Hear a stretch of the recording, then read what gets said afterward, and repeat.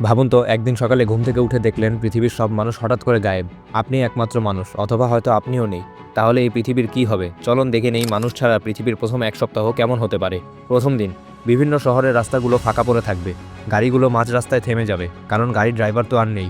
বিদ্যুৎ চলবে কিছুক্ষণের জন্য, কারণ পাওয়ার স্টেশনগুলোতে এখনও স্বয়ংক্রিয় ব্যবস্থা কাজ করছে। দ্বিতীয় দিন, ঘরের পাখা, লাইট, ফ্রিজ সবকিছু ধীরে ধীরে বন্ধ হয়ে যাবে, কারণ বিদ্যুৎ কেন্দ্রগুলোতে এখন আর কেউ নেই রক্ষণাবেক্ষণের জন্য। মোবাইল নেটওয়ার্ক, ইন্টারনেট সবকিছু ক্র্যাশ করতে শুরু করবে। তৃতীয় থেকে পঞ্চম দিন, পোষা প্রাণীগুলো খাবার খুঁজতে ঘরের জানালা ভেঙে বাইরে বের হতে শুরু করবে। কুকুর, বিড়াল, এমনকি চিড়িয়াখানার প্রাণীগুলো খাঁচা থেকে বেরিয়ে আসবে। শহরের রাস্তাগুলো ধীরে ধীরে জঙ্গলে পরিণত হতে শুরু করবে। তখন শহরে কেবলমাত্র গাছপালা, আগাছা আর বন্য প্রাণীদের দখলে থাকবে।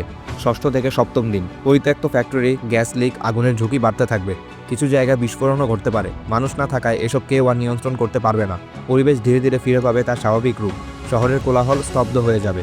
আর এই এক সপ্তাহেই প্রকৃতি ঘোষণা করবে, মানুষ ছিল আর নেই। শেষ কথা, প্রকৃতি কখনো থেমে থাকে না, থেমে যাই শুধু আমরাই।